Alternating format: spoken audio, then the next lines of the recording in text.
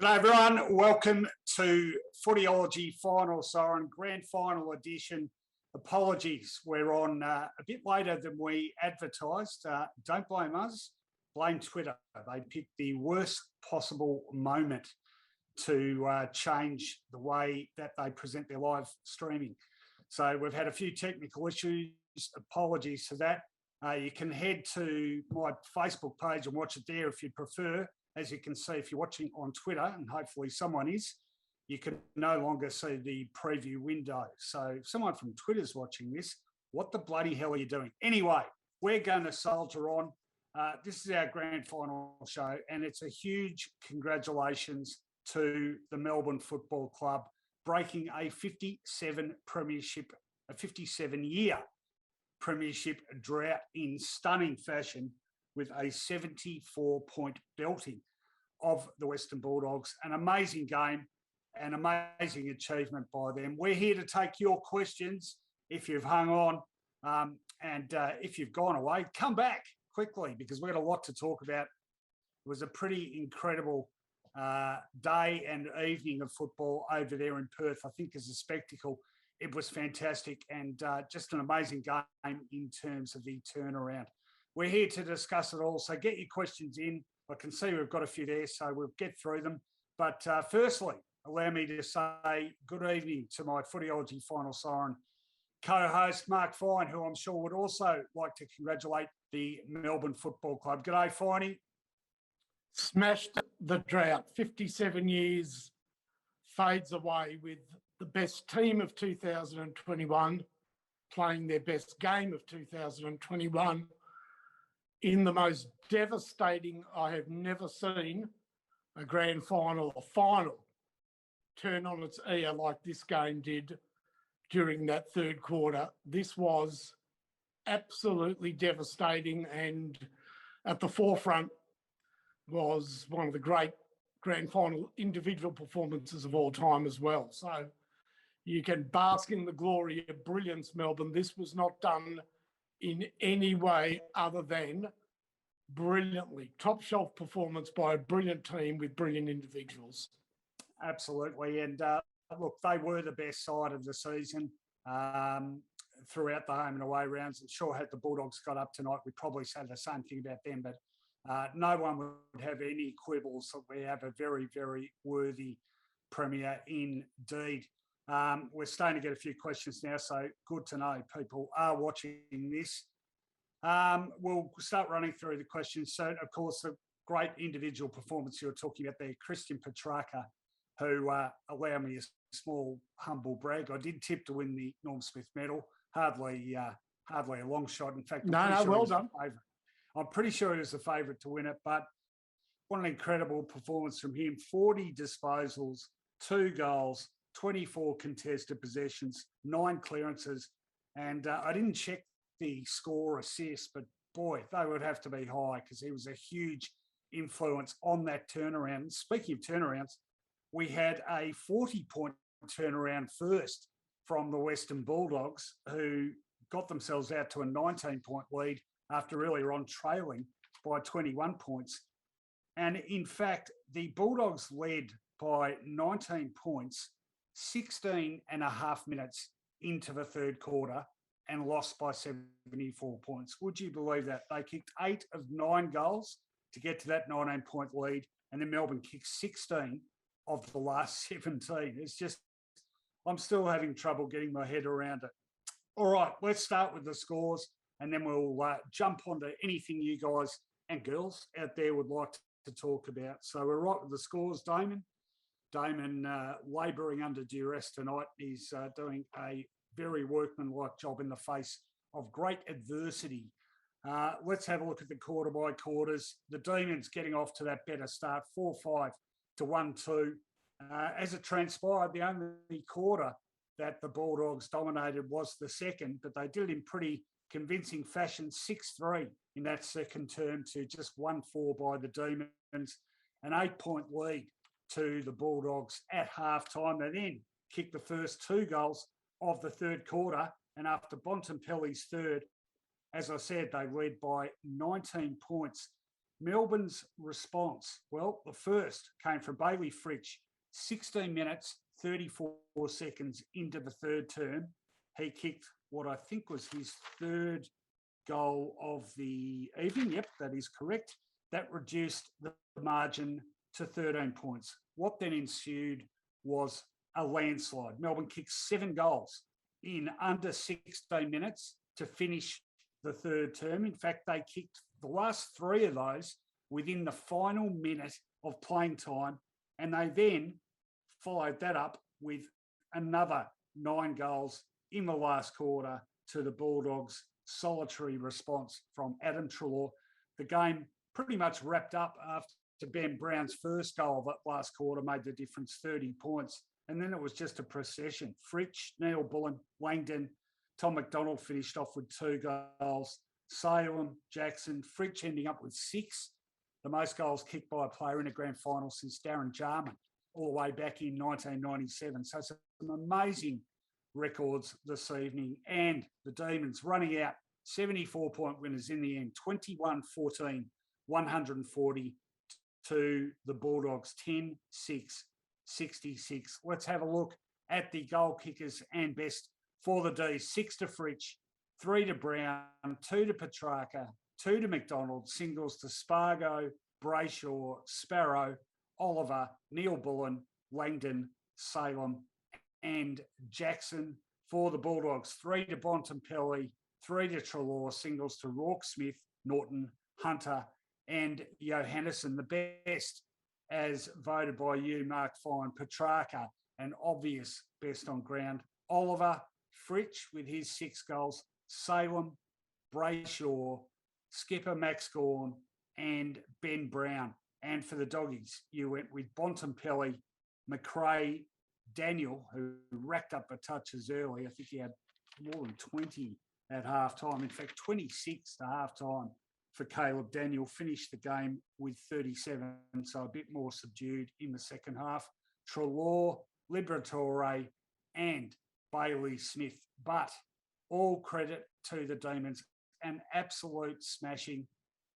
Quick word on your best, Finey. Anyone unlucky to miss out? Oh, well, Melbourne, they queued up, didn't they? But they were great games. I thought Bowie, for a player in his, 7th game or 8th game, was fantastic. Sparrow was good and important as well. They had contributors. Jackson played a great game, actually. Unlucky not to be in the best, or my best. Maybe in others he would appear. Viney was excellent. And for the Doggies, it did start to thin out a little bit, didn't it? I thought English played pretty well, and Stephen Martin, they competed all right. But they just did not have that midfield depth having the impact that we thought it would the longer the game went. We got to that 16-minute mark of the third quarter and everything seemed pretty well in check as far as the Dogs were concerned, and then all hell broke loose.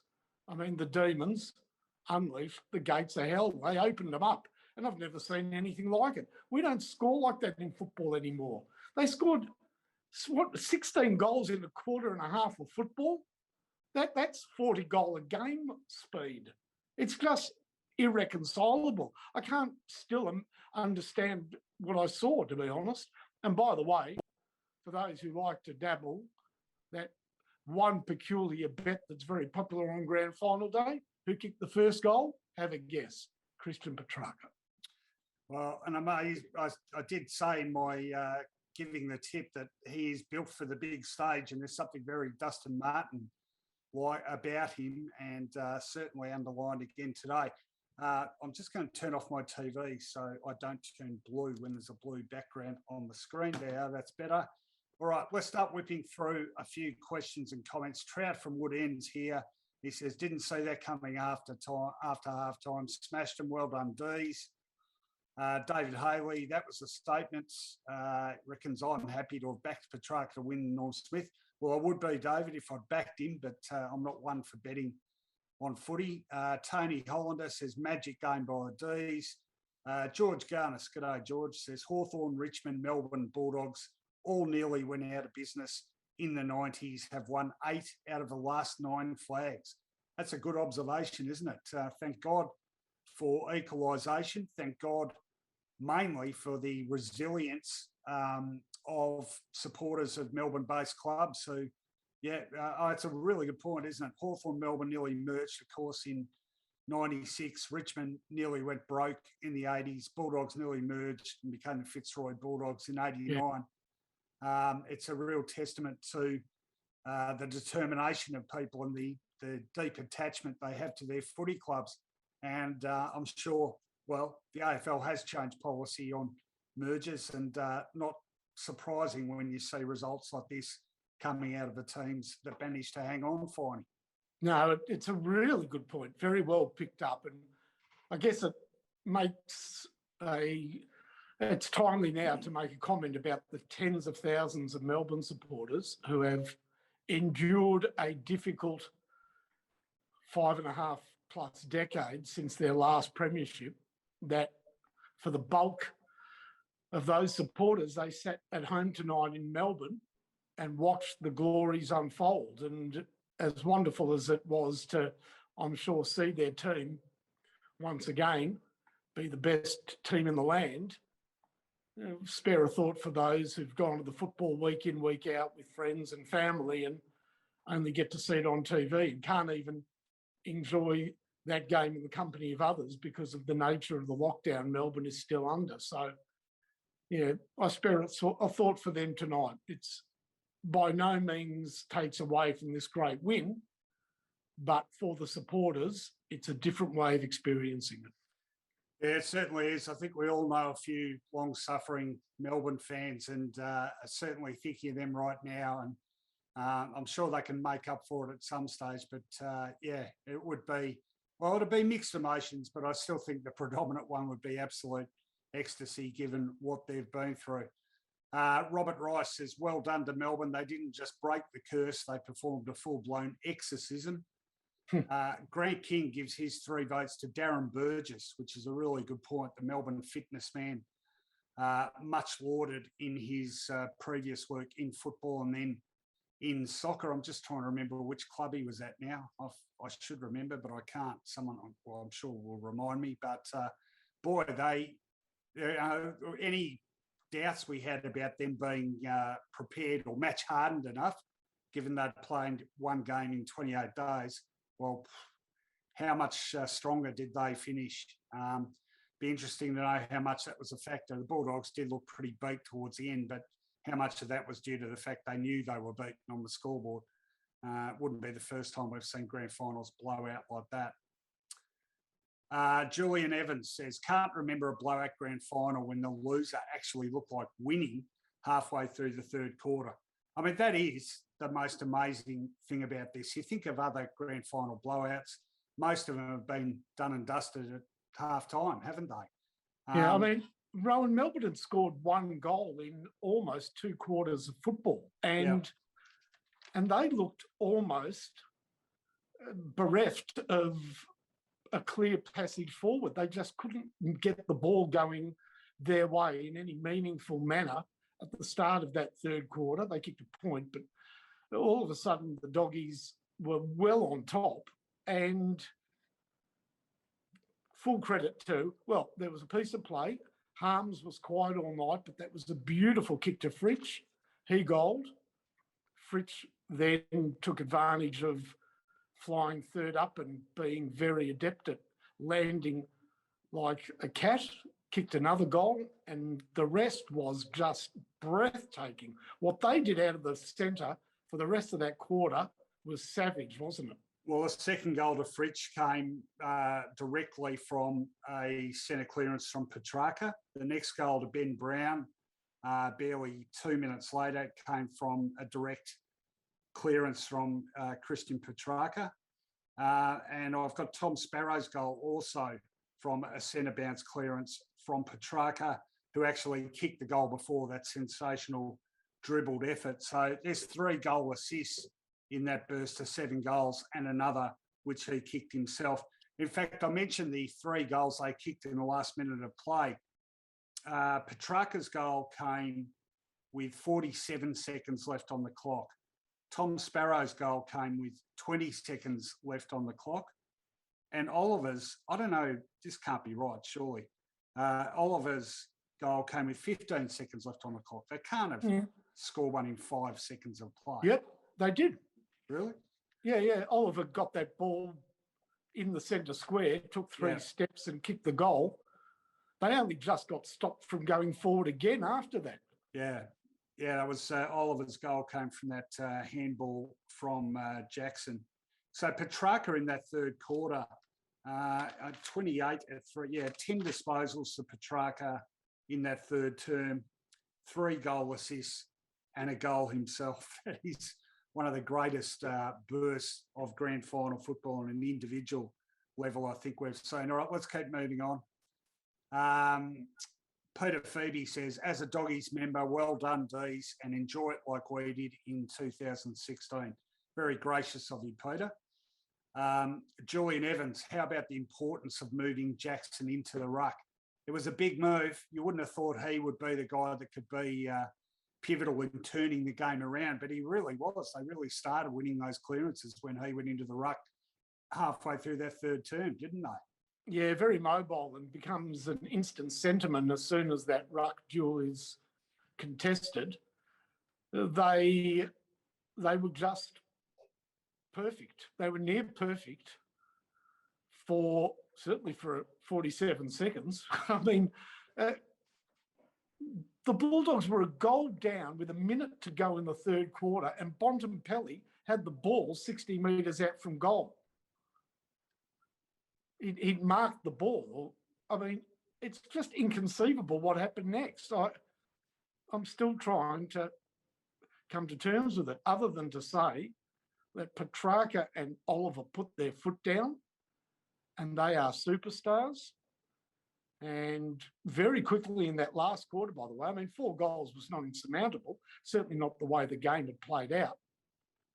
I mean, that's why I felt Ben Brown, his 3 goals were really timely, but his hands were beautiful tonight, weren't they? Anytime he went for the ball, he just clunked it. No, their forward setup was terrific. I mean, McDonald was very quiet. Even he came good in the end, but Fritsch has been the man. I mean, like I said, no one's kicked 6 in the grand final since Darren Jarman in 1997. Their forward setup turned around them almost the moment Ben Brown came into that team. I'm trying to remember if that was the Gold Coast game or the week before, but the Gold Coast game was when their scoring, which had been a real issue for 4 or 5 weeks, suddenly came good again. They ended up kicking, I think, 3 or 4 of their, or even more, 5 maybe, of their highest scores for the season came from that moment on. So a little bit reminiscent of what Richmond did in 2017. You know, they certainly had trouble, you know, they were winning, but they had trouble kicking high scores. They went over to Fremantle, I think about 3 or 4 games before the end of the season, thumped Fremantle, and Jacob Townsend came out and kicked 5, I think. From that moment on, they became a really high-scoring team. So, all right, let's keep moving. As Melbourne did from 3/4 time of the last of the home and away games. Yes. Yeah, of course, that comeback against the Cats. Grant King says, would like to know your thoughts on the role of a centre bounce sweeper.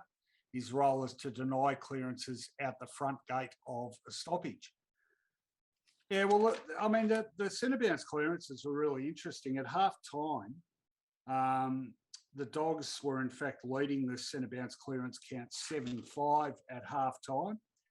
At 3/4 time, it was 11-9 Melbourne's way. So it was, what was that? Pardon me. It was 6-2 in that third quarter. So that would have been the time, wouldn't it? But you're right. I mean, the 2 Petrarca took out there, Oliver's last one, they were almost unimpeded, weren't they? Straight out of the square inside that 50.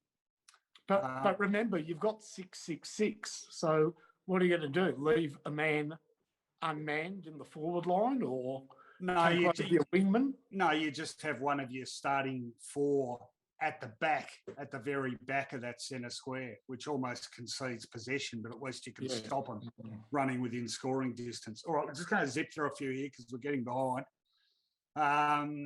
All right. David Chet loves the night grand final. Love the week's bye after a preliminary. Still no or no from me, David. Finey, one word, yes or no? No. No, on both? Oh, correct. Okay.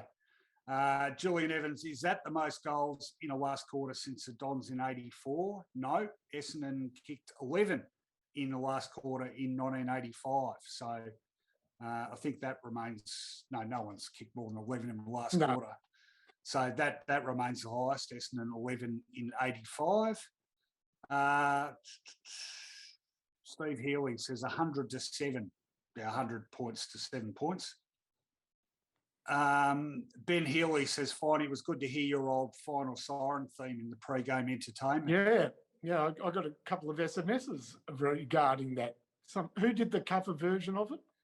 It was Eskimo Joe, I think, with a bit of help from friends. Oh, look, I've got to say, not necessarily my cup of tea, all of it, but I thought the pre-game entertainment was pretty good. I thought it was one of the better ones we've had, actually. What do you think of it? I didn't watch the pre-game. I was watching Melbourne Storm disappointingly get knocked out of the NRL season. I watched a bit of that. I did watch a bit of that, and it was disappointing. All right, Simon Fazio says, a lot made of the curse of Norm Smith being broken, but the curse of Jordan McMahon still alive and well. The only player left from the infamous 2009 D's v Tigers tanking game was Stephen Martin. That's pretty interesting. Okay. All right, Julian, again, this Melbourne team reminds me of the Lions after the 2001 win. Had been thereabout, but were seen as not reliable after losing 2 preliminary finals. And then they clicked based on each player understanding and sticking to their role, even under intense pressure. Can you see this Melbourne team winning a premiership hat-trick and making 4 grand finals, finally? No. Okay, nice and succinct. All right. You know why I say no? Because it doesn't happen very often. Correct, because it's such an enormously difficult feat to just concede it when a team wins one brilliantly. Shows scant respect for those that have done it. I'm just going to send a message here to Damon because there's a lot going on. Damon, could you just give me a bit of an update on how many people we have simultaneously every 5 minutes or so, if that's okay, via text? Because I've got to say, the number I'm looking at is significantly lower than what we apparently have. So good to know people are tuning in. I'm not sure what Channel 7's doing now. They've probably gone to a replay of My Kitchen Rules or something, have they? Never mind, we'll keep going. Andrew Gardner, Footyology's own Andrew Gardner, says tonight was a massive success. Should we get used to night grand finals? Lots of money in prime time. Well, I get tired of talking about it, to be honest. I mean, look, for what it's worth, my understanding is the AFL Commission as a group is still pretty keen on the day grand final, but such is the sort of pressure that the broadcasters now put on them. And by the way, can I just say, Finey, I think you and I both watch our football via Fox Footy or KO. So this is the first game I actually watched on Channel 7 all season. I'd forgotten just how infuriating an ad after every goal is. And when Melbourne kicked 3 in that last minute, it was just ridiculous. It just, I mean, you needed to, I'm sure I'm not wrong in saying that back in the day, there would be times when they didn't necessarily go to an ad after every goal. But I mean, it just totally ruins the moment, doesn't it? That's exactly what I thought. You have to soak in what was happening there in that last minute of the third quarter and not have it diluted by an ad for Toyota and an ad for this and ad for that. And I understand that that's really the money that's keeping football going. But, surely they would have been happy with 1 or 2 of those goals to fit an ad in, and they could have been generous enough to let us soak in the atmosphere and the reaction of the Melbourne and Doggies players at that important moment and give us at least one of those goals back to the centre without going to an ad. Anyhow, I know this much is true, Rowan. That having been having seen the first game of the year with ads, because we do watch our games without ads, I now know that every goal comes with an ad. Because let me tell you, they couldn't have imagined 17 in the last quarter and a half, but they took an ad after every one. So I know what the rules are. Yeah, I've got to tell you, I as much as I've been moved like everyone else by the Google ad and the, I think Sudanese girl playing football, I am a bit over it now.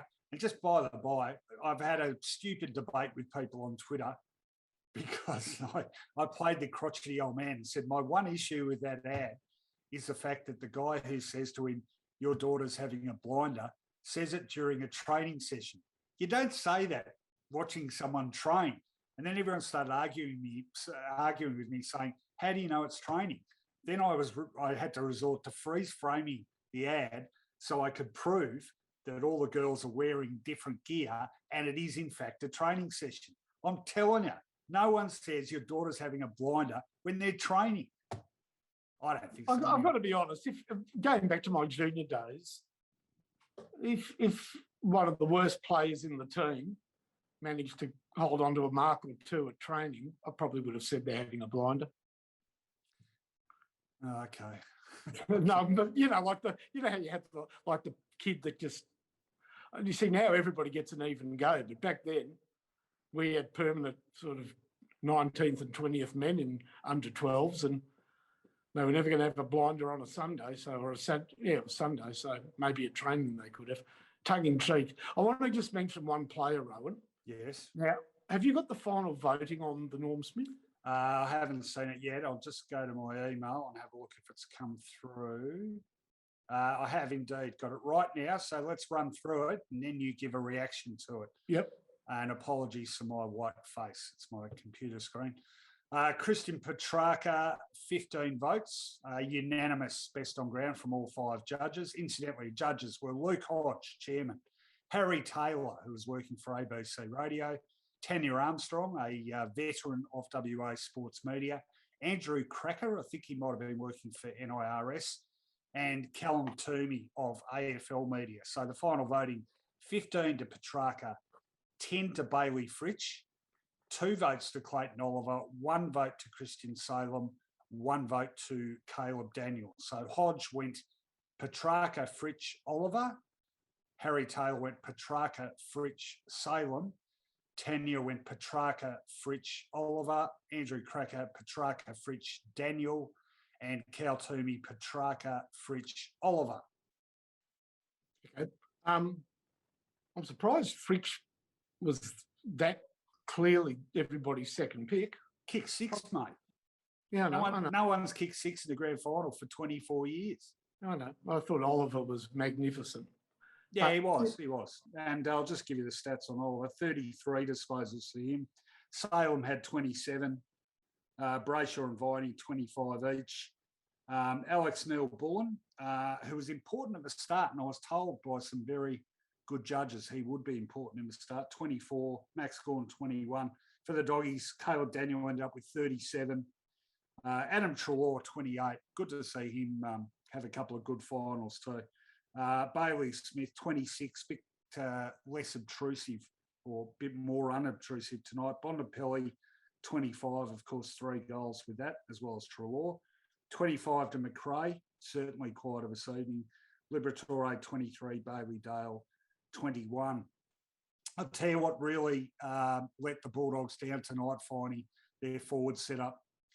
Aaron Norton, apart from that snap, couldn't get warm. Cody Waitman, invisible. In fact, at one stage near half-time, I thought, Cody Waitman, and I had a look and he'd had 2 disposals. It must be said that once again, the grand final proves to be the graveyard for small forwards because Cozzy Pickett was also extremely quiet. So there's no place for a small forward at grand final. Yeah, well, just to finish up on the doggy forwards, Waitman and Hannon both ended up with just 7 disposals, no goals. Norton just the 9 and that 1 goal, which was, in fact, I'm not sure how many. I'll just have a look quickly how many marks Norton ended up with. And the answer is 4 marks. I don't remember any of them, to be perfectly honest. Josh Shackey ended up with 11 disposals and also no goals. So one goal between their four key forwards, not really surprising that they got smashed in the end. 6 goals coming from 2 midfielders combined. I can remember one of those Norton marks, Rowan, and it was at that point that Melbourne were at their lowest ebb. They were 19 points down. They kicked the ball into their forward line, and Keith took a lovely mark, and he kicked it to the wing, and Norton, third up, right on the wing, took a mark. And at that point, you thought, right, Norton's getting a bit of a spring in his step. The Melbourne forward line is now not functioning. Keith is positioning himself well. And that was probably 30 seconds before the end of the game for the Bulldogs, that first goal by Bailey Fritsch in the comeback. But at that point, I thought things are good for the Doggies.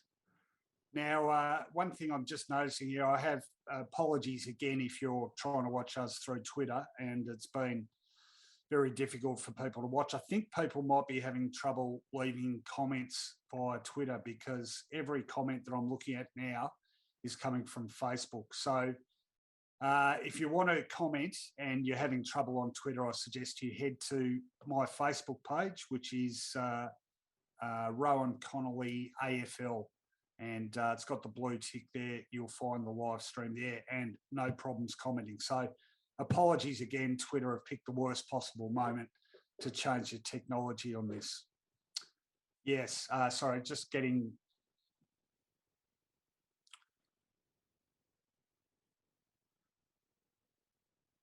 Oh, okay.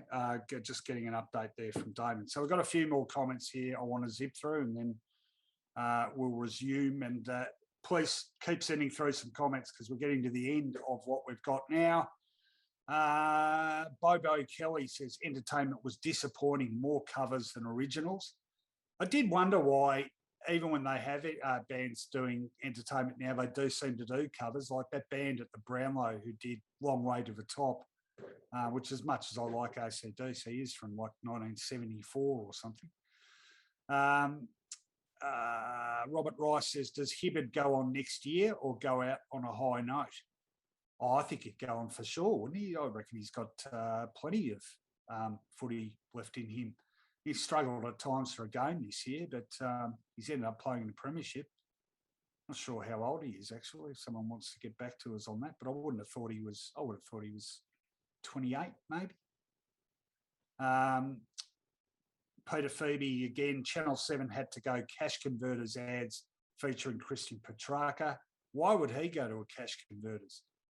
Well, he's got a couple of medals and he might be able to get decent exchange for now. I don't even know how cash converters works, to be honest. Niall O'Brien says, the ads are frustrating. I had the radio on digital, which is almost in perfect sync with digital TV. With the radio still hearing the crowd is much better than the flatness of an ad. So incessant ads after multiple goals is soul-sucking. Hear, hear. Joseph Cardello wants to congratulate Melbourne. Well-deserved from a Tiger fan. Petrarca is the new king. Unstoppable. Macca J says, these remind me of the Cats of 2007. So many young, classy, talented players. 8 under 21. They've set themselves up for a dynasty. Austin Phillips, Brayshaw and Viney, great in that third quarter when the Doggies had the momentum, helped turn it around. Tony Twist says, who was the best good story, in inverted commas, from tonight's game? Loved Angus Brayshaw. Well, it was a good piece Tom Thomas wrote on Footyology yesterday, actually, that has got a decent run around social media again today about the good stories out of this grand final. Adam Treloar, he nominated as one for the Doggies. Rourke Smith was another one. Who else? Alex Neil-Bullen. He's been a bit of a battler. I guess Stephen May is a pretty good story. Didn't he play in some ridiculous amount of losses in his first 100-odd games or whatever it was, Finey? Yeah, and he didn't arrive at Melbourne in the best of conditions, so he had to win. And he admitted this, he had to work very hard to win the respect of the playing group. Yeah. I've got to say, I thought it was a an apt observation late in the second quarter when she questioned how fit Stephen May was. Yeah. And I started to worry about whether or not he was the right man and whether they should have gone with a fitter Joel Smith. But he stood up pretty solid in that first part of the third quarter where there was a bit of a barrage. Yeah, and I think Lever started to really do a lot more intercepting, didn't he, after half time? So that sort of alleviated a bit of the responsibility, I think. Our former SEN colleague, Finey, Mark Doran, has weighed in to say Waitman took a heavy hit against the goalpost, which rocked him. That was a heavy hit. Do you remember that one? I do, and he should have shepherded. I mean, it was a snap. It was a long curling kick by one of his teammates, and he could have actually just bumped his opponent, not gone for the ball, would have gone through the goals. I know that's a split-second decision, but he hit the post really hard, of course, and he's only coming back from a concussion incident. So, yes, that's a really good observation, Mark, and g'day to you. Macca J again, Ben Brown, what a journey. I've got to say, I'm almost as pleased for him as anyone in that side, Finey, because I was speechless when North Melbourne let him go. I thought, he'd been great value for him. He kicked more than 60 goals, I think, 3 years in a row. Had one ordinary season when he was carrying a knee injury. And look what's happened. And, even earlier this year, people were saying, oh, geez, Melbourne's got a dub with Ben Brown. It certainly took him a while to get fit and play a few VFL games. But the difference he made to them when he came back into that team, it just took all the pressure off McDonald, which in turn, it was sort of like a domino effect, wasn't it? Sort of allowed Bailey Fritsch to have less attention on him, and then he started kicking bags of goals. Probably gave Pickett more opportunities at ground level, and he sort of regained form that he'd lost. Just seemed to have this, domino effect, I think, but I don't know, domino effect's negative. This is a positive domino effect. No, it was a positive. Domino's effect is correct because... Don't they all fall down, though? That's not good, is it? Well, that's the aim, I think, when you when you're doing one of those domino trains. But the bottom line is that he does cover a lot of ground as a forward, so he takes a fair bit of marking. And he was, tonight, exactly what Melbourne would have hoped for. A strong pair of hands and, when it counted, a beautiful kick. Because, as we pointed out, they only kicked a goal in almost 2 quarters of football between the latter stages of the second quarter and the 16-minute mark of the third quarter. He did kick that goal, and his goals were all beautifully, after a couple of early misses, and one from the boundary and one just a bit of a desperate snap, they were beautifully measured Ben Brown specials off the long run. So well done to him. I want to make mention of Christian Salem. He played a game that in other years could have won a Norm Smith medal. He was great, wasn't he? Yeah. Yeah, no, look, they had, their big names all stood up, didn't they? I mean, actually, just give me 2 seconds to have a look at your best again. And basically, if you were to nominate Melbourne's best, 7 or 8 players, they'd all be in this list, wouldn't they? Petrarca, yes. Oliver, yes. Salem, Brayshaw, Gawn. Certainly 5 of the 7 players you nominated. Fritsch and Brown, very important structurally. And interestingly, no defenders in the best, but when we previewed the grand final, we talked about Melbourne's defence up against the Bulldogs forward line.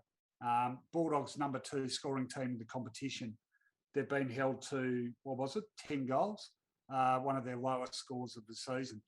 Midfield's seen as being pretty evenly matched. Obviously, Melbourne won that decisively in the end. But the one where we talked about it when we gave our tips, I certainly thought, perhaps Melbourne could get a real advantage if that forward setup clicked. Because I think if the Bulldogs had a bit of an Achilles heel, it's probably that defensive setup, isn't it? And so it proved, even without McDonald exerting a big influence, you had Brown, Fritsch taking marks. You had Pickett pretty quiet as well. But marks inside 50 actually ended up 17-4. So you're taking 17 marks inside your 50 and you're holding the opposition to 4. I don't think you're going to see a figure like that for marks inside 50 and one side not winning the game very convincingly that often at all. So I felt like they really exerted their potential to eke out an advantage over the Bulldogs on that level. Rowan, a bit of a sort of a tough task, but one we can do when analysing the game. Who was disappointing for the Doggies tonight? Oh, well, the guys those forwards, Cody Waitman, barely sided.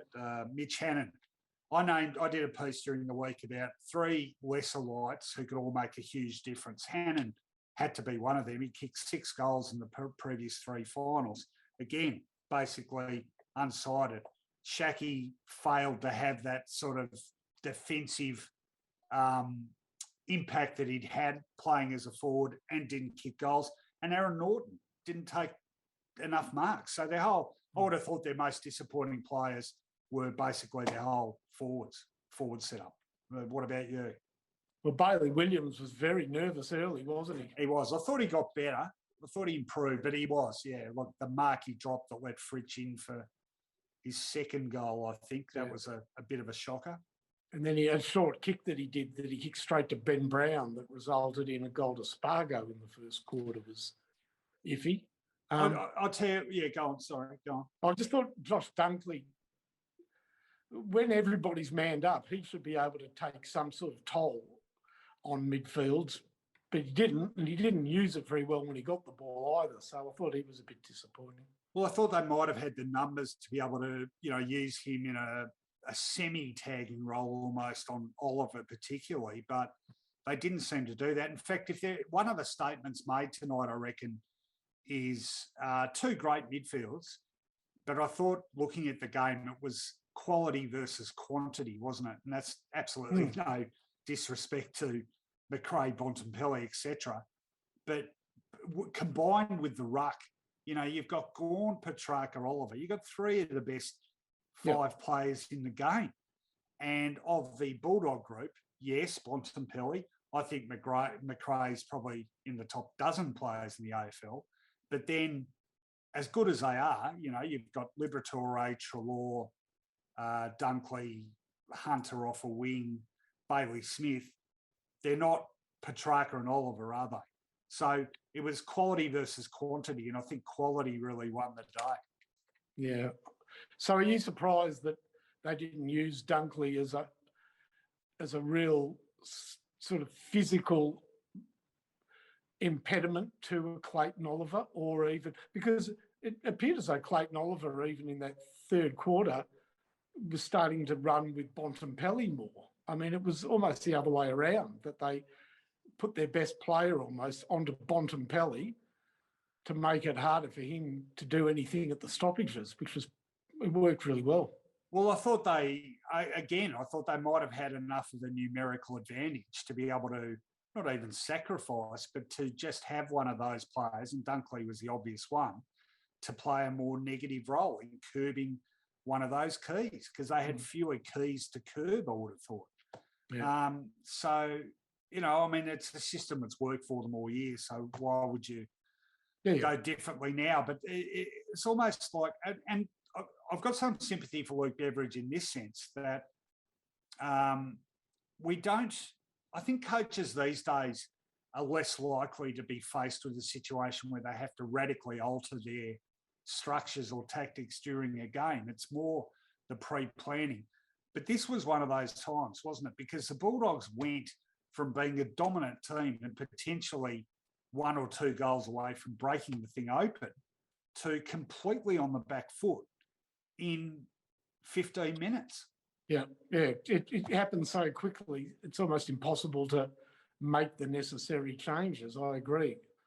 And you're right about 666 too, that it makes it even harder to halt that momentum when they're scoring so freely from the centre bounce. Yeah, there's no doubt before 666, they would have sent a couple of players back and protected that lead into the 3-quarter time break. I'll say one player that started a bit slowly, but really had an impact there for a while was Jason Johannesson. And He was, I thought he did really well there whilst the doggies were making their surge, and it was not his fault, certainly, that they went down. But, yeah, he showed a bit more than I expected, and obviously culminating in that good, slightly controversial mark in the third quarter. Would you always play a mark like that? Johannesson? Yeah. I didn't see it as controversial. What, do you think it was behind the line? No. Where you drive your hands into your opponent before you climb. Yeah. I mean... technically, I would have thought that was a free, but I reckon ever since Warwick-Kappa took that one on Chris Langford in 1987, they've let that go. Yeah, I agree. Yeah. Ever since commentators have said to umpires, don't be a spoil sport. Yeah. No, he definitely had both hands on it. Who was the player he took it over? Was it Bowie? Bowie. Yeah. Had both hands on his show. Gee, there's another good story. Jake Bowie. Yeah. How many games has he played now? 7? Yeah, I said 7 or 8, you know. Yeah. Boy, I watched his father playing a lot of losses. Yeah. No, he'd be big. Imagine how wrapped Brett Bowie would be. That is a great story. I'd love to see an interview with him at some stage. All right, a few more comments to go through. Jeff Ward says, that was the most embarrassing grand final loss I've ever seen. Come on, Jeff. Port Adelaide got beaten by 119 points, 2007. Those Bulldog players should hang their heads in shame. That loss will never leave them, and they'll never live it down. No, I don't agree with that, Jeff. I don't think they were abject at all. This isn't like, I mentioned the Port Adelaide smash in 2007. They were never in that game. I mean, they were a couple of goals down for maybe a quarter, but they were never even in front. This side that got beaten by 74 points, led by 19 points, 16 minutes into the third quarter. You know, that's and they weren't. I didn't feel like they just died as much as Melbourne just absolutely seized control. Once it was obvious they weren't going to win, yeah, okay, they died then. So a 74-point margin, you know, perhaps might have been 8 goals, 9 goals, but I don't think it was a disgraceful performance by them, do you? No, it wasn't, because, as you said, they were really on top halfway through that third quarter. But I will say this, remember last year when the Bulldogs annihilated your Bombers and there was a similar situation when what did the Bulldogs kick the last 21, I think, unanswered goals. Yeah, I mean, those sort of things, and it happened to Gold Coast this year, I think, that they got punished by, was it Melbourne? Late in the year, yeah. When you only kick 1 out of 17 or so, 18 goals, you know, it is more than, you've got to say that's more than just a team dominating. It's another team turning up its toes in a way, I guess. Yeah. I didn't get the sense of that. Even when Melbourne went on that spree, I felt like the Bulldogs were still going forward. I mean, what was the inside 50 count in the end? It was 64 to 49. Like 49 inside 50s and you've lost by 74 points. You're still getting your share of entries. What time was it in the last quarter when Hunter took a bounce on the centre wing and he left the ball behind him? Because the look on his face said it all. I didn't make a note of that, but... do you remember when he did it? I don't. He had the ball on his own. He bounced it and it went, but he kept running and the ball just stood there. And then it sort of went out of bounds. And the look on his face was, I wish the siren would go. Well, the inside 50 count at halftime was 33 to 27, and it's finished up 64 to 49. So second half, Melbourne 31 inside 50s and the Bulldogs 22. So, you know, like you're going to, generally speaking, in a belting, see a side with a lot fewer inside 50s than that. Chris Howard, a good friend of the show and very active on Twitter. G'day, Chris. Says, since the AFL era began in 1990, Pies, Lions, Swans, Cats, Dogs, Tigers, and now D's broke 30-plus year droughts. Plus, Eagles, Crows and Port won their first. That's 10 of 18. AFL would be pretty happy with that. Yeah, couldn't agree more. Why? Oh, well, yeah, Finey's not for obvious reasons. But even in terms of reaching grand finals, with the exception of Gold Coast, every one of 17 clubs has at least reached a grand final in the AFL era. So, which is what, 31 or 32 seasons? Hang on, 1990, 32. So 17 clubs in 32 seasons have reached grand finals. You know, we have a fantastic competition from that point of view, and I think we tend to take that for granted a bit, Finey, don't you? I mean, we look at it now. Think back to, for example, the old VFL between 1967 and 1983. 17 premierships were shared by 4 clubs. You know, so we have a far greater spread of sides winning flags now. Remember, even 5 years ago, I remember having a big debate with David King about this. He wanted far more draft assistance to the bottom sides. And I was arguing very strongly against that because I was saying, look how many sides are able to turn it around. And we're seeing that happen a lot more quickly now than we used to. I mean, the Swans finished, where did they finish last year? 16th or 15th, made the 8. You know, Melbourne, they were 9th last year, but the previous season, where were they? 17th or whatever it was. It's possible now. It's the cornerstone of this competition. It's what makes it, for mine, I'm a big fan of the EPL with West Ham, but they can never win that competition. It's just, I know Leicester did once, but it's just not going to happen again. In fact, when Leicester won it, it almost girded the loins of the big 5 or 6 teams to go out and triple their spend to make sure it never happened again. And all that's happened since then is Manchester City keeps winning it. I mean, for me, it's what makes this competition tick and breathe, because otherwise, why on earth would you bother supporting teams that had no chance of winning a premiership?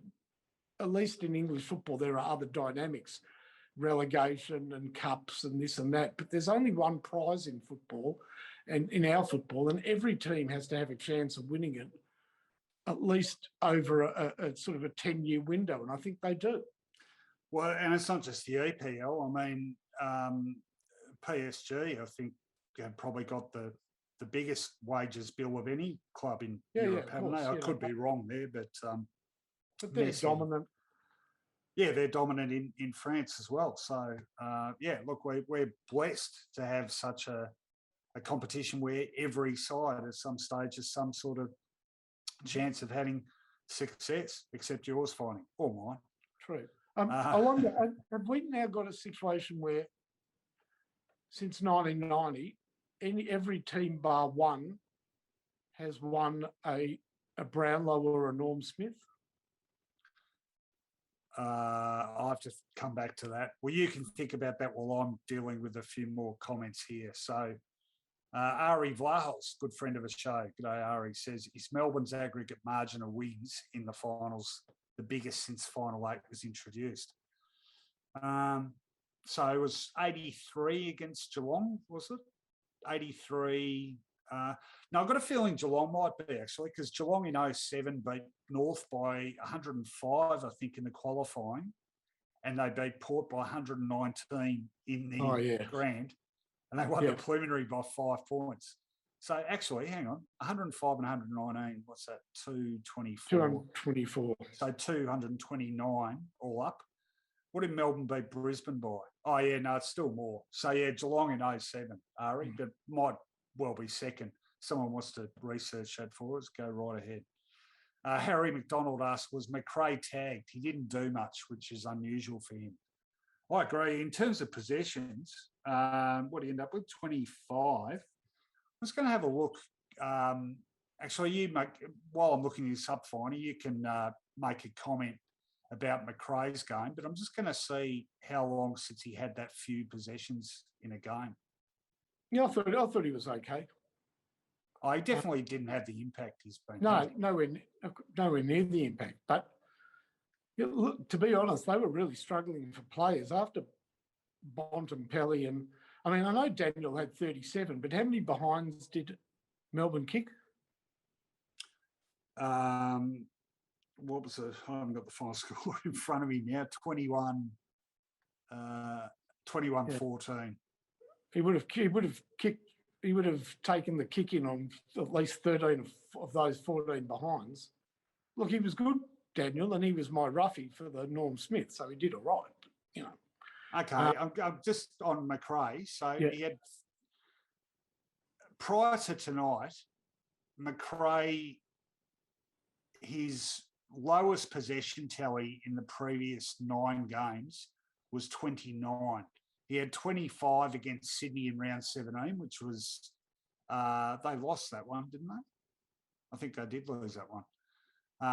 But 36 in the preliminary, 39 in the semi, 36 in the elimination. So 25, his quietest night since round 17 against the Swans. And then prior to that, in fact, that was the equal lowest possession game from McRae this season. Mm-hmm. So that you'd have to say his sort of underperformance tonight is a key to them losing the midfield and thus probably losing the game. Yep, yeah. Melbourne's midfield for the periods, of course. And also, here's an important thing, that when they got the ball in the midfield, they were devastating. And Petrarca has been like that for most of the season, hasn't he? Yeah. He takes the ball, he takes an opponent very Dustin Martin-like. You made the comment on the top of the program. Yeah. Sorry, again, if you're just joining us lately, we've had issues with Twitter tonight. RF Crimin has just pointed out we're up to 6.7 thousand views on Twitter, but no comments. Maybe people on Twitter all commented out, or maybe people are just sick of my Twitter account because it's always politics. Stick to sport. No, just kidding. Yeah, we're going to have to investigate that. Fortunately, we've got 6 months to investigate it. Just a little update on that too. I'm pretty hopeful that this will go on. While I'm saying that, in fact, if you want this to go on, we're very appreciative of all our Footyology patrons who sponsor us financially via Patreon, and there's links to that on the Footyology website. Maybe Damon, I don't know if it's possible now, but he can put a link out as well. But we really want to keep this going. We enjoy doing it. The feedback's always good. It's just a question of cost. So if you can put your hand in your kick and become an official Footyology patron, we would certainly like to keep Final Siren going next season because it's good fun and you guys seem to enjoy it too. A few more comments. Tim Dole says, Saints now the drought masters. Can that be the carrot they finally need? I'm prepared to be the stick. Congratulations, D's. So what is that drought now, Finey? 55 years and counting. Yeah, that's right. So, yeah, you took the mantle off Melbourne, didn't you? That's why you say down the dumps. No, not down the dumps at all. I guess also taking McCartan before Petrarca, Billings before Bontempelli is annoying. Well, actually, that's a good point. Rather than look at it that way, we should say congratulations to Melbourne for their list management, particularly having to almost do it a second time after the, relatively speaking, the busts with Tom Scully, Jack Trengove, who else was it? Well, their biggest mistake, they got a nice old reminder on Sunday night about one of their biggest mistakes ever. Oh, not taking Ollie Wines. Yeah, because he was too friendly with Jack Viney, so they thought they'd split up that friendship and pick up Jimmy Toumpas. Yeah, well, our friend Jane Wines, I think, pointed that out in no uncertain terms when that draft happened in 2012. That Melbourne would regret it. Then again, they've just won a flag, so they're probably not regretting it too much now. By the way, Jimmy Toumpas, for what it's worth, I saw him play in a Sandford premiership with the Eagles. What year would that have been? Must have been 2012. And I thought he was sensational. I was very surprised he didn't really make it, to be honest. Thought he'd... I'll tell you what, Finey, just speaking about the future, I know how many people watching us draft freaks or whatever. I know Damon is. But I watched the South Adelaide Glenelg preliminary final last night, and the hyphen, I've just forgotten his name. Damon, quickly. No, the likely number one draft pick who played for South Adelaide. No, it's hyphenated. There's a Francis in it. Hor Francis? I'm going to make an idiot of myself. I'm going to make an idiot of myself here. Anyway, that kid can play, let me tell you. He's a gun. So it'd be interesting to see how in demand he is. Geez, Damon, I thought you were a bit of a... Yeah, Jason Horn-Francis. Thank you, guys. He's a gun. He just looks so at home at the level, and I think he's played senior footy now for 2 years. James L. Wills wants to know who ate more hot dogs for breakfast today, Hutchie or Stuart Dew? Bit unfair, James. By the way, speaking of hot dogs, no, I didn't have any hot dogs, but here's a shameless plug for Toyota, Finey. I got sent a grand final hamper courtesy of Toyota. Well, that's good. I haven't even started on it yet. It's all gourmet food. It's like a bloody 8-course banquet. There's, specially cured meats and fine cheese and all sorts of dips and all sorts of stuff. So, beauty. Yeah, that'll set me up for the next few days. So thanks, Toyota. All it was missing was a car. Sounds like it's gooder. Very good. Yeah, was. No, well, the car would have been gooder. Joey Kazina says the D's have the trademarks of a team that are going to become a dynasty. They will win multiple flags over the next 3-5 years. Well, it's possible. I'll tell you what, though, Joey, there's not many sides that win a flag who we don't say that about, is there? Who haven't we said that of? Oh, actually, in fairness, the one we didn't say it about was the one who did, Richmond.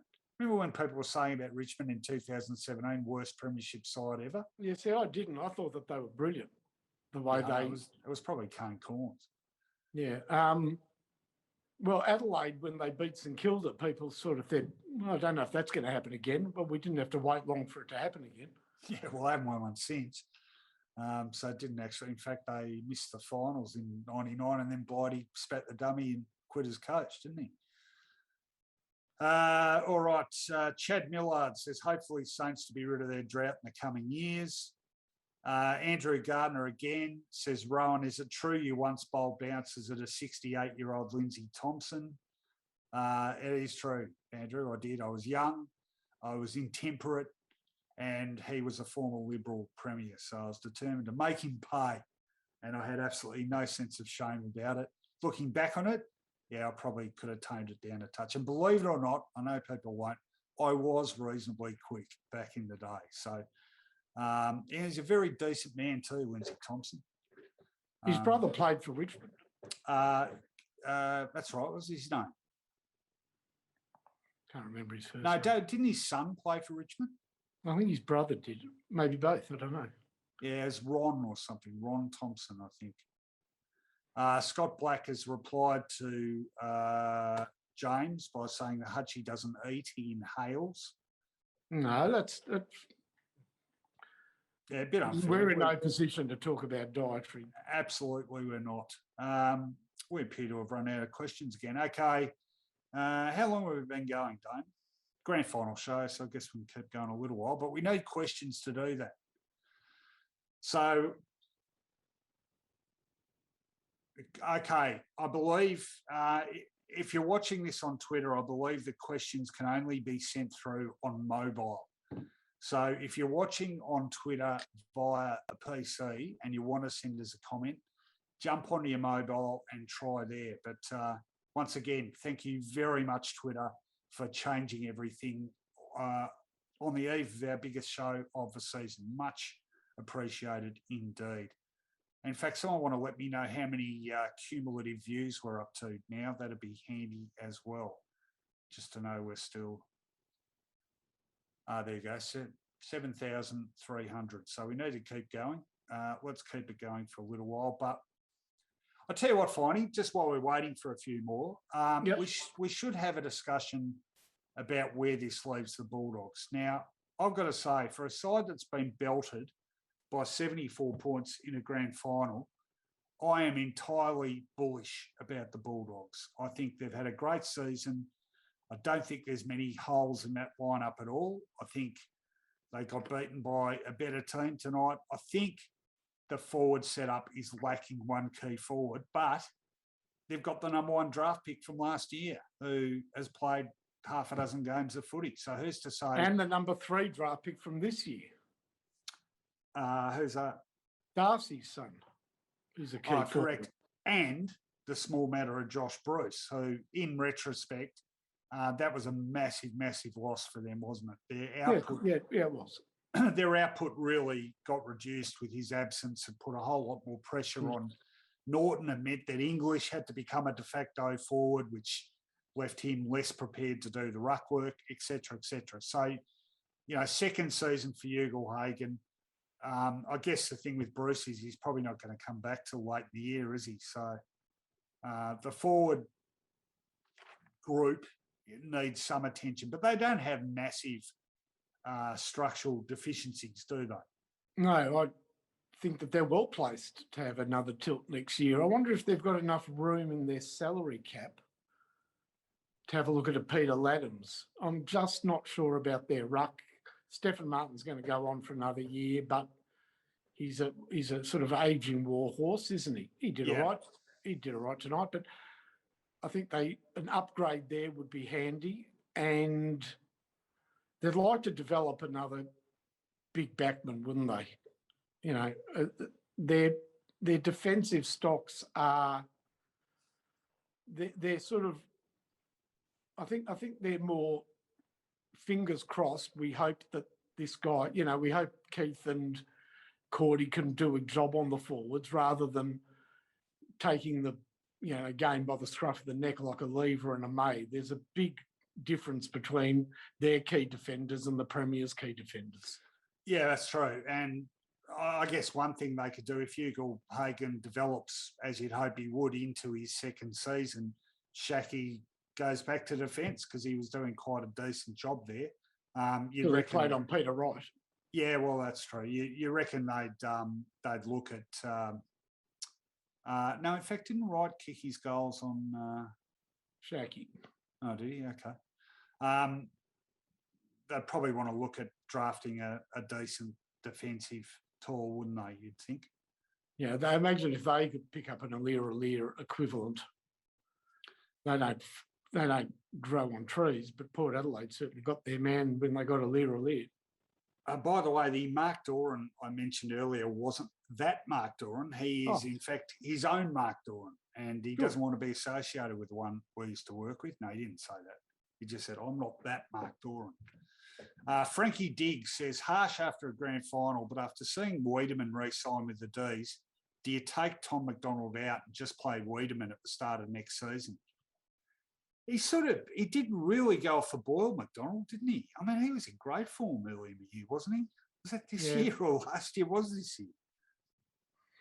Yeah, I mean, they tried to get rid of him at the end of last year. Started the season well, lost weight. The fact that and obviously Wiedemann has been given a future that includes him being in the first 22 or whatever number we go with next year. So I would imagine that their plans are to replace McDonald with Wiedemann, Rob. Yeah, well, I mean, how old is he? 28? Keep saying everyone's 28 tonight, but someone would have a crack at him if they put him on the trade table, surely. Tom McDonald? Yeah. Well, they didn't last year. So. Yeah, but no, fair enough. I just wonder if he'd join Oscar at Carlton. Would the Blues have a crack at him? Would Vossi have a crack at him? Damon's shaking his head vigorously, saying, no, thank you very much. By the way, just on Michael Voss, great. I was desperate for footy content last night.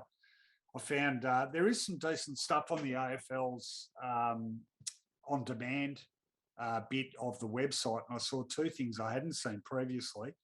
One was, I think, was it Sound the Bell or Sound the Alarm or something? And it was Damien Hardwick and Chris Scott mic'd up in last year's grand final. It was done quarter by quarter.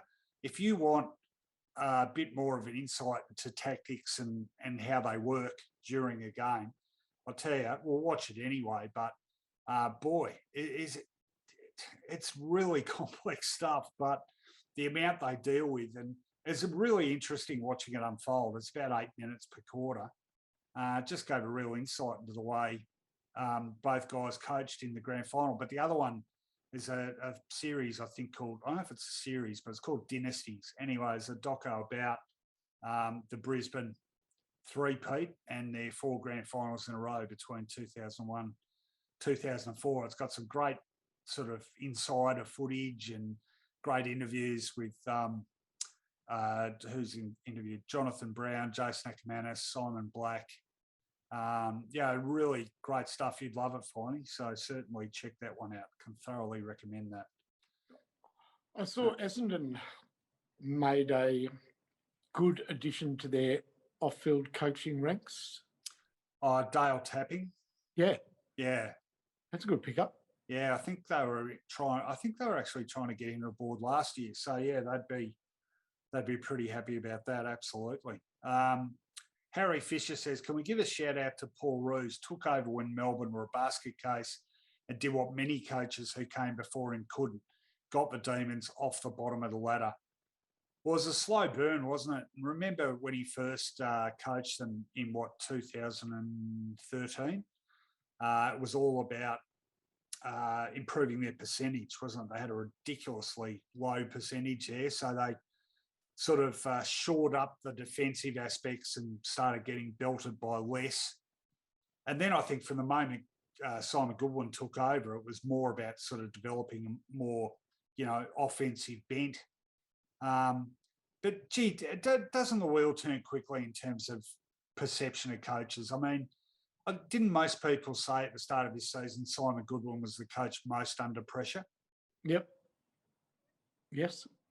And when you think about that, I mean, okay, they were preliminary finalists in 2018. Dismal. I mean, that drop-off in 2019, that was a real worry. But then 2020, they finished ninth. I'm pretty sure they finished ninth, not all that far out of the finals, and they were up and down. But, geez, we mark them harshly, don't we? And you think back to Damien Hardwick, almost got tipped out at the end of 2006. Bomber Thompson, 16, sorry. Bomber Thompson almost tipped out 2006. So, it can change really quickly. I wonder what price Melbourne were in pre-season premiership betting and where they ranked in terms of the favourites. Yeah, they were about 20 to 1 or 15, around 20 to 1, I think. For a flag? This year, yeah. No, it got to have been longer than that. 20 to 1? Yeah. Really? Well, because they had shown something a couple of years previously. Yeah. Okay. Well, I think they were around that from memory. 20. Well. They wouldn't have been a lot longer. Okay. If anyone has an answer to that, let me know. Robert Rice, do you think the Cats could fall in a hole the next 2 years? Seem to have some veterans staying 1 year too long, and the youngsters, E.G. Clark, Kruger and Constable, might leave due to not enough opportunities. Well, Kruger said he wants to go to Collingwood. Clark wants to go to Freo. Constable, I don't know, doesn't seem to be that much interest in him, really. He certainly hasn't had much opportunity. But surely this next year has to be the year when Chris Scott plays more of the kids more frequently. And Francis is one down there, I think, reasonably highly rated. So really, probably of the group this year, the only one that got sort of any sustained go at it was probably Max Holmes, wasn't it? And he ended up with 10 or 12 appearances, quite a few of them as medical substitute. I don't know, where do you see the Cats at, Finey? Incidentally, just before you go, just got some info on Melbourne pre-season. Oh, you went far off. Yeah, they're $26 for the flag. Yeah. Which made them No, I've just lost it again. 1, 2, 3, 4, 5, 6, 7, 8, 9, 10th favourite. Yeah. Anyway, go on. I get the sense that they're going to try one more time. You reckon? I feel it. I feel as though Selwood's going on, and he's almost, to me, the litmus test of whether or not they intend to go on or not. You know, if he's retained and expected to be part of the midfield, and I guess they're hoping for Dangerfield to have an injury-free season, they must surely look at their ruck situation, though you say that every year. They're hoping that Cameron and Hawkins, not Hawkins, he played all year, but Cameron twice had hamstring injuries at the start of the year and then towards the end of the year. And I guess if you're optimistic on all these fronts, they've retained Gary Rowan. Has Henderson retired? I think he's retired. But that's about it so far. So Tom Stewart, he'll be right for the start of the season. Looks like I get a sense that they're going to try one more time. Yeah, well, I mean, geez, they are old. They are old. But I don't know. At some point, I don't know. I said after the way, I mean, there was such a dismal performance in that preliminary final. And then it was a pretty ordinary performance in the qualifying final. And then in between, they made pretty short work of GWS, didn't they? But they just keep coming up short at the wrong end of the season. And it's the game style as much as personnel that worries me about them, to be honest. And I don't think there's much they can do. Damon, would you be able to check what their draft choices are? But I think they've got a very slim hand in the upcoming national draft, and their players are not the sort of players that you can trade out. They're too old to trade out. They're going to retain the good ones, and they're not going to trade out. You don't get anything for champions who are the north of 30 or even north of 28. They just don't attract other clubs' high draft picks. Well, I mean, one thing they desperately need to get more out of Parfitt and Narkle, don't they? Well, that's right. They're players that are supposed to provide outside run. They'd also point to Mitch Duncan as having an injury-gutted season and say, look, there's one of our outside players. We do need a lift from Parfitt and Narkle. Max Holmes offers a bright future, and he runs, and he's got a great tank. I don't think there's much else they can do. I think they've backed themselves into this corner. I think at the start of this season, they embarked on a 2-year plan, and they're going to have to see it through. Yeah. Or a couple more. This is an interesting one. So, firstly, one about Josh Marr says, interested in what you guys think the fair price the Crows should pay for Jordan Dawson out of Sydney. Finey?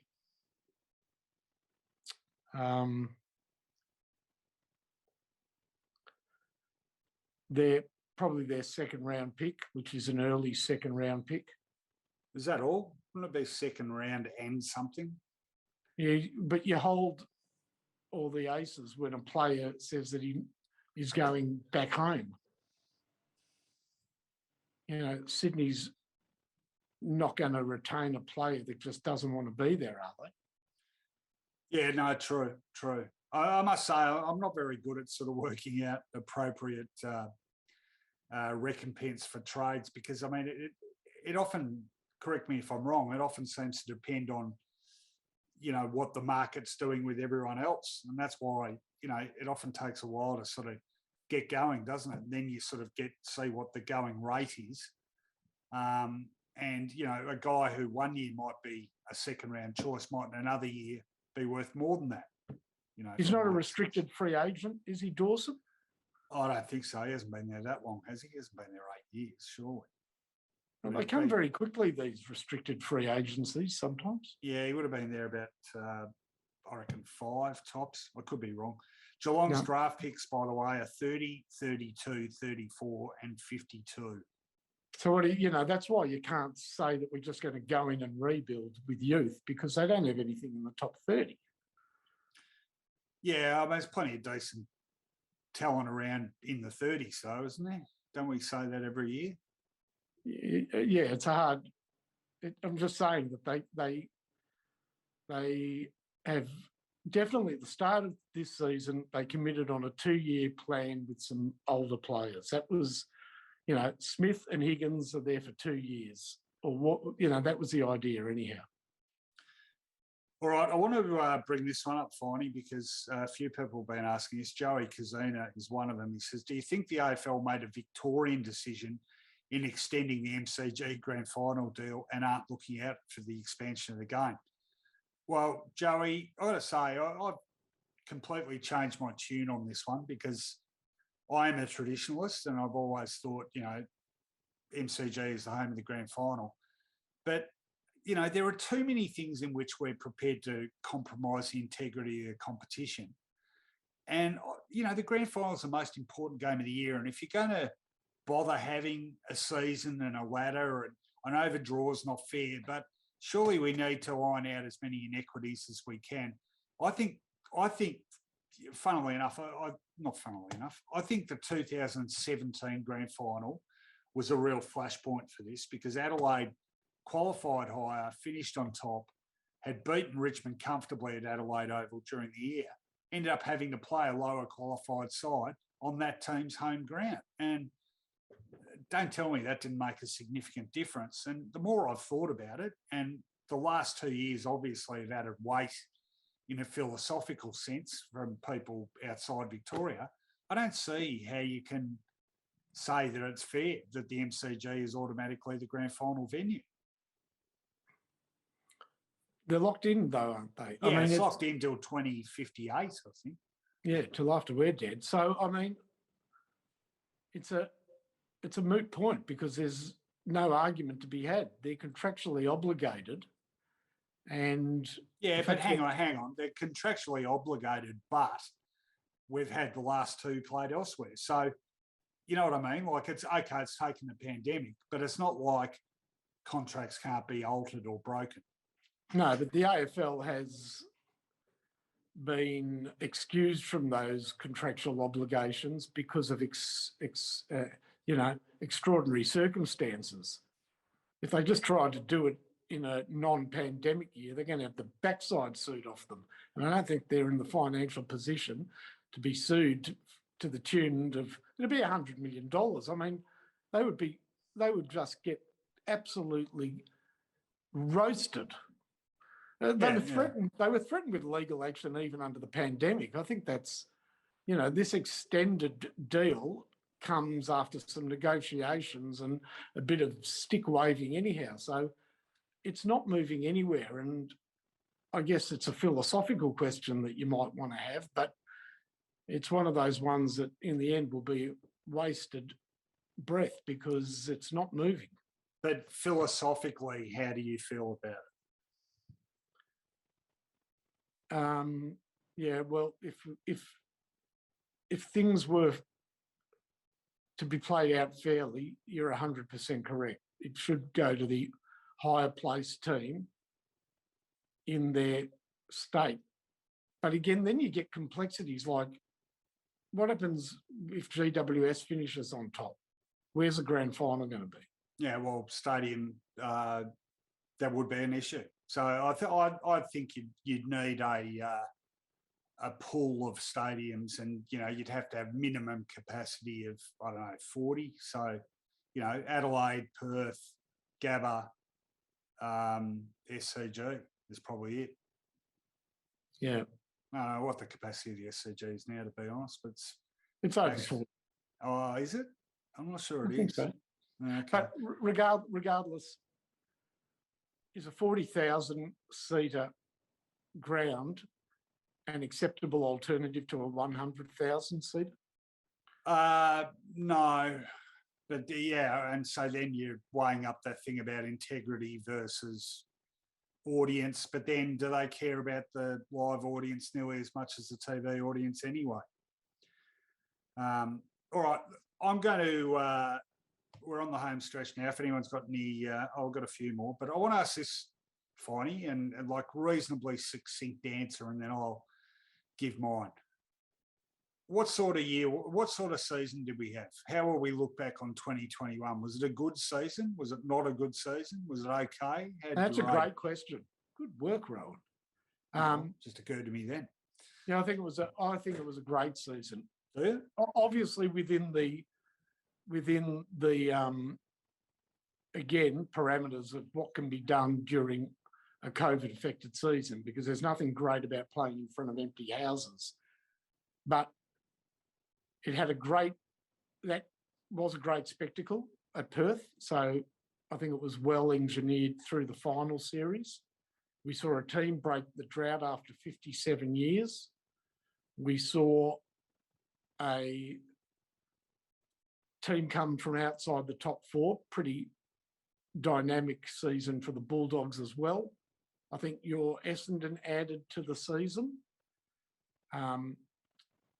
A surprising fall from grace for the Tigers, but when you've had a team dominant for 3 or 4 years, it's quite refreshing, I think, to have a finals without that domination, that dominant team. So there were new faces, and in terms of freeing up some scoring, I think we're heading in the right direction. I think we moved, I don't know whether statistically we did, we certainly, well, I just feel that the team, it's good news that the teams that played off in the grand final, certainly the team that won the grand final, did their best, played their best football when they broke the shackles and started scoring again. I think scoring is the good guy.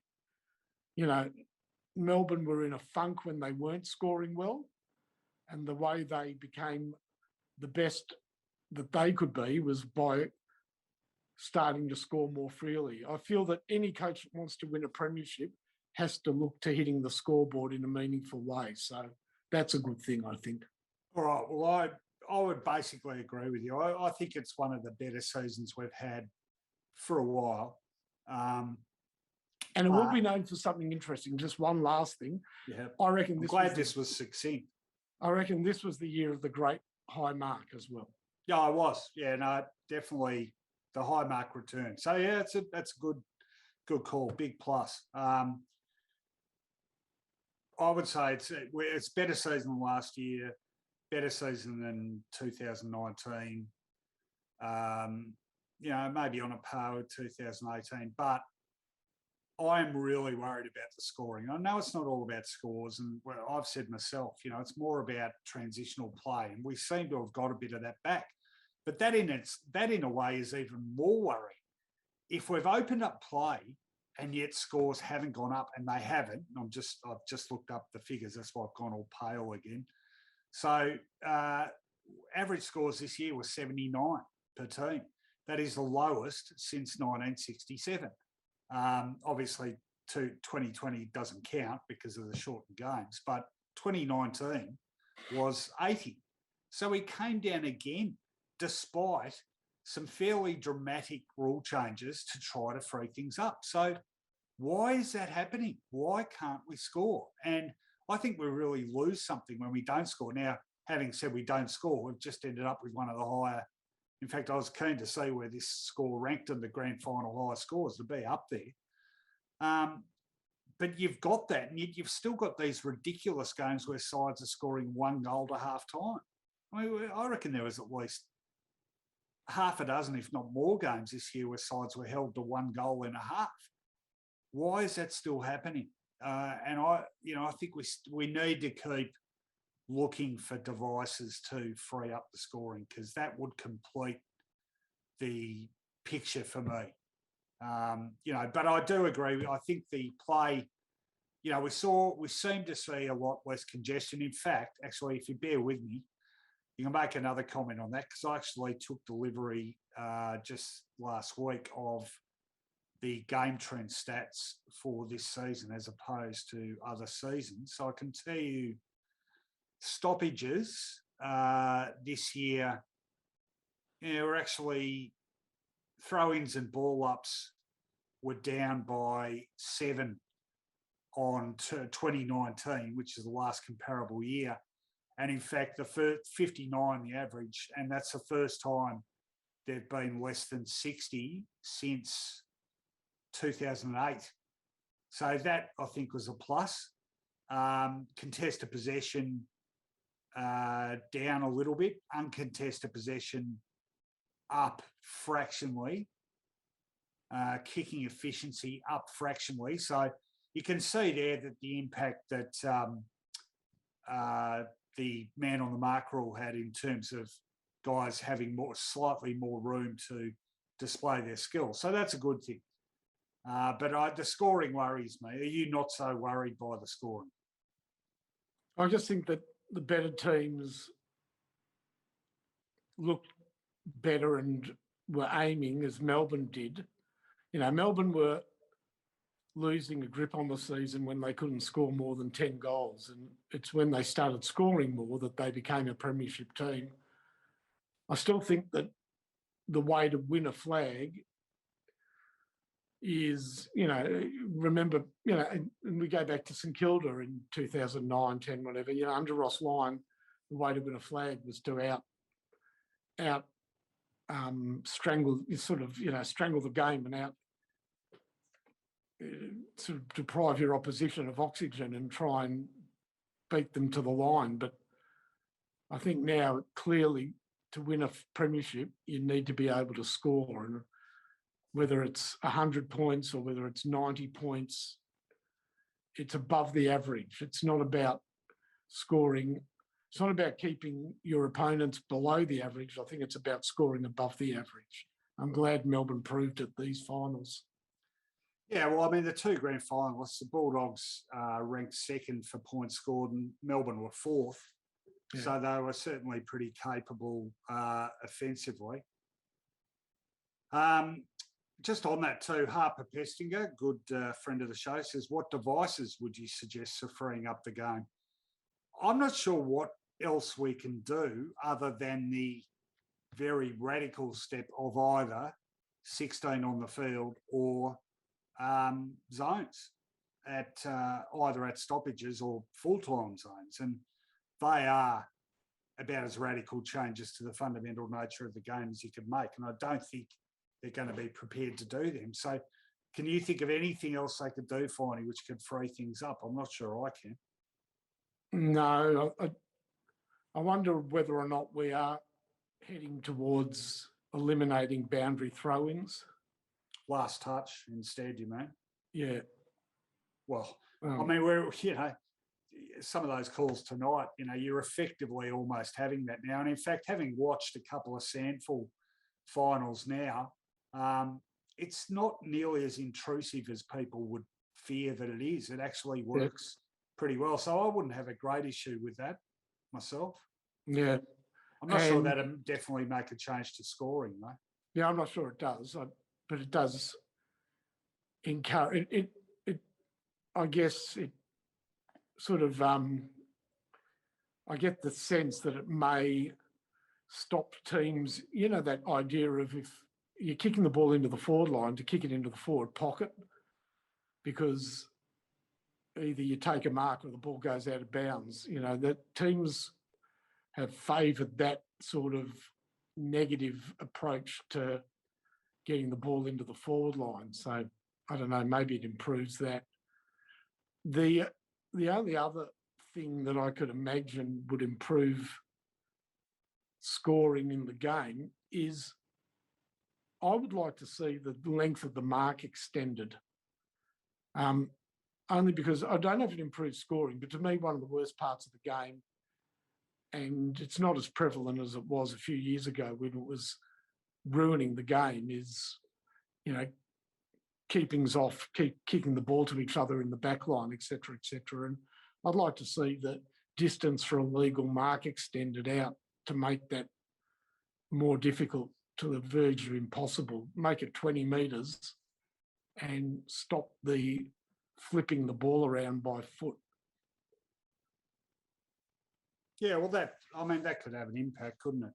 I'd like to see that anyway, whether it impacted on scoring or not, because it is bloody annoying when it happens, and we want to keep the ball in motion.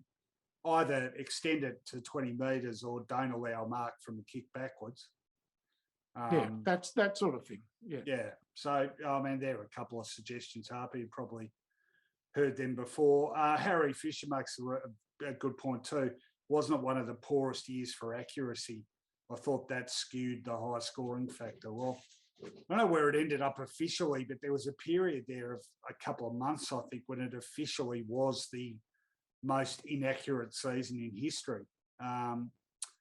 So, yeah, I wonder if the game development people, and who's been appointed that now? We've got Brad Scott there now, haven't we? And Andrew Dillon and Laura Kane, who worked at North Melbourne.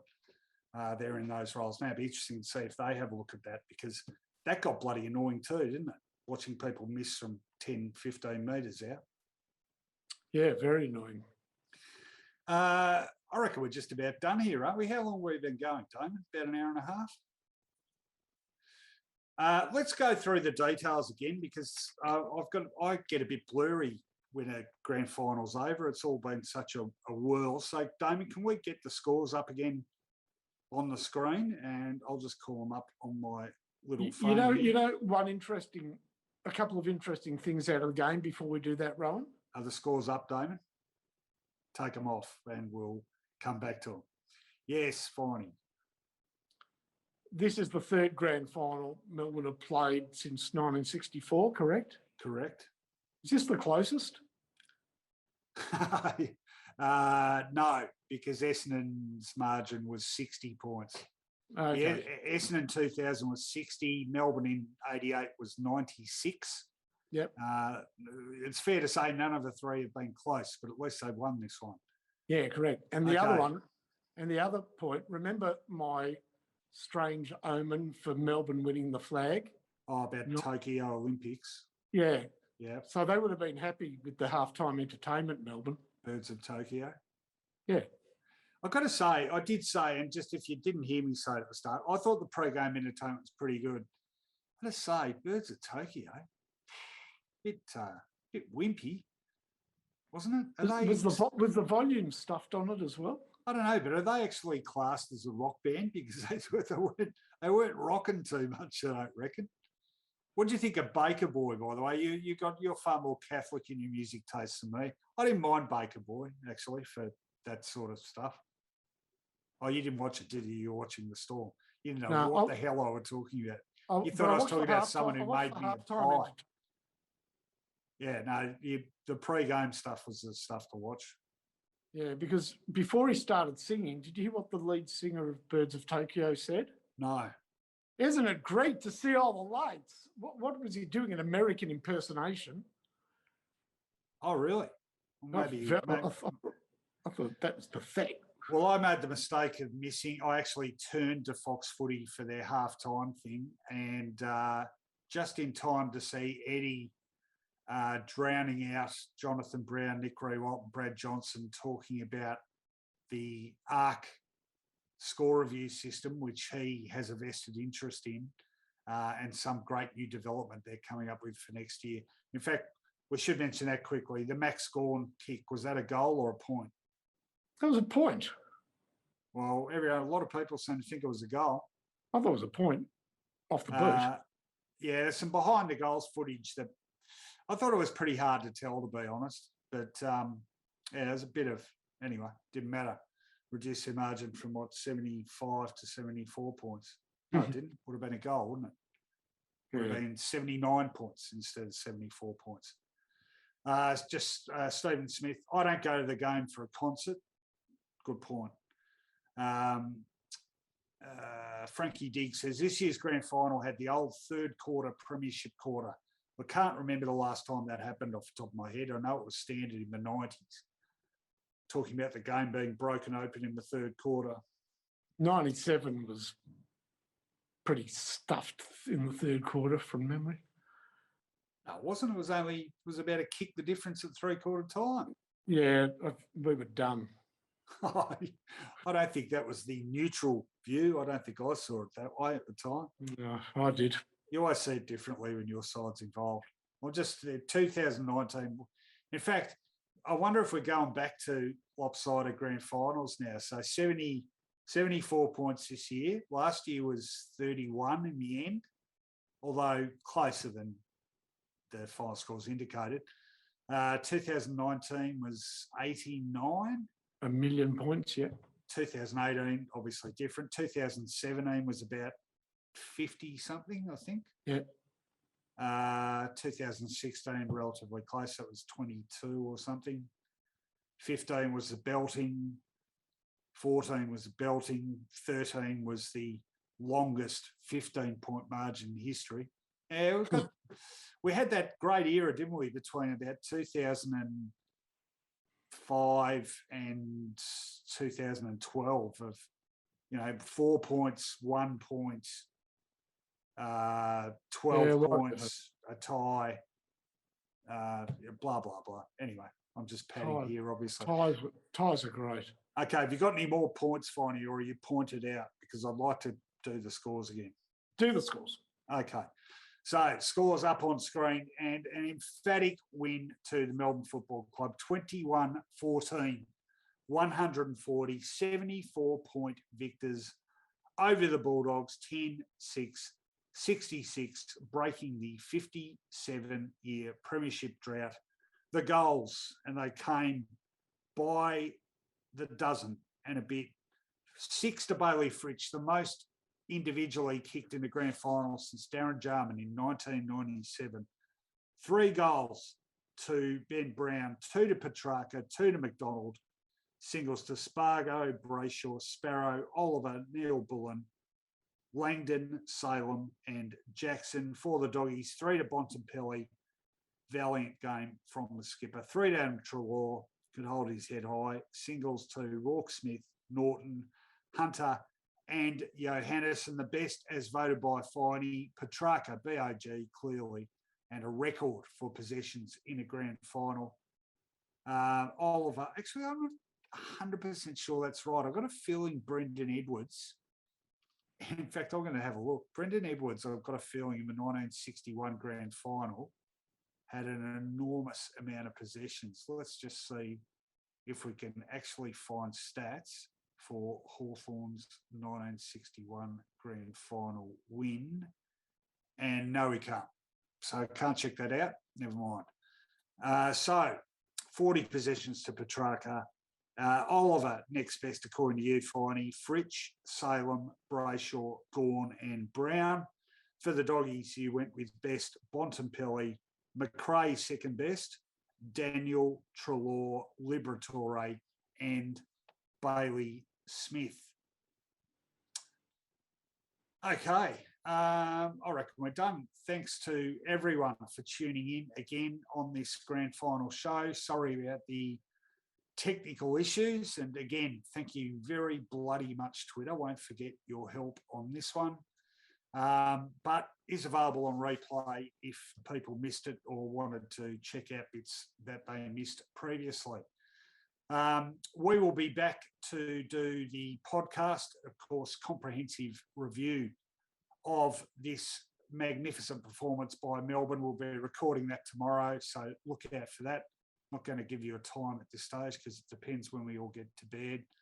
But this is the last Footyology final siren for this year. So thanks very much, everyone, for joining us through the year. Hope you enjoyed it.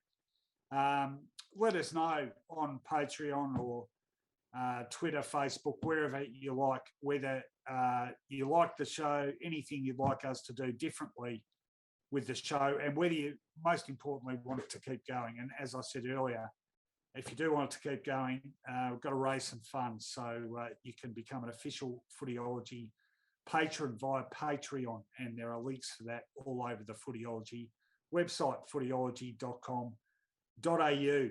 Any final words for our loyal audience, Finey?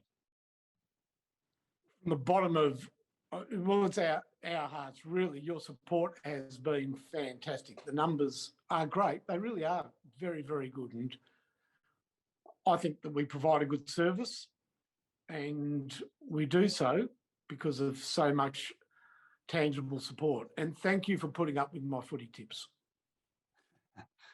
Well, yeah, they weren't great, but I've seen worse. What did we end up? So you tipped not the my Doggies, footy tips, as in who I tipped, my method of footy tipping on the program. Oh, sorry. Well, you can apologise for both, really. No, it was the tipping was good fun, and we But made. you had I've got to say, I should mention this. Rowan had a bloody good year in tipping. He tipped Sydney to make the 8. Not many did. I tipped the Bulldogs to finish to second. make the grand final. I did. And he did get the winner of the Norm Smith medal, so he finished off the year in good fettle as well. So well done, Ro. Thank you. Not a heap of science to it, to be perfectly honest, but it was either me or the non-English speaking cleaner who traditionally wins the tipping competition. Yeah, that's right. No, I didn't need to say that. Why did I say that? Anyway, we are really grateful for everyone's support out there. So if you can jump on board with a few bucks, that'd be great. Really appreciate it. And look, we're getting some great feedback here. So really mean it, guys. Thank you very much. Podcast review show out tomorrow. And look, still deciding whether we'll have a bit of a break and how long that'll be for. But we should keep doing the Footyology podcast in the off season as well. So look out for that. We'll talk footy, but we'll talk some other stuff as well. And we have a bit of fun with that. So look out for that as well. Congratulations, Demon fans. Commiserations, Bulldog fans. What do we do tomorrow, Finey? I think there's the WAFL preliminary final is actually available on Channel 7 streaming, so I might have a look at that, and the Sandford Grand Final and the Waffle Grand Final next weekend. So still a little bit of footy if you're a tragic like we are, and I think everyone who watches this little exercise probably is. Anyway, thanks again, everyone. And also big thanks to Damon, Rowan. Of course. Thanks for pointing that. It's the one time I've been glad you interrupted.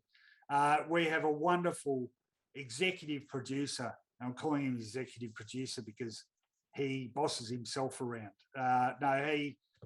Damon Jackman is fantastic assistance for us. We couldn't do it without him. He looks after all the issues. He keeps us in line. He gets things accomplished that our lack of technical expertise won't allow us to do. So well done, Damon. Been a fantastic year working with you, and much, much appreciated. He is a Carlton supporter though, so something's got to sustain him through life, because it sure as hell hasn't been the Blues the last couple of decades. All right, thanks everyone. And if we don't see you, hopefully you'll hear us, but if we don't see you again over summer, have a great one, everyone, and catch you in AFL season 2022. Cheers.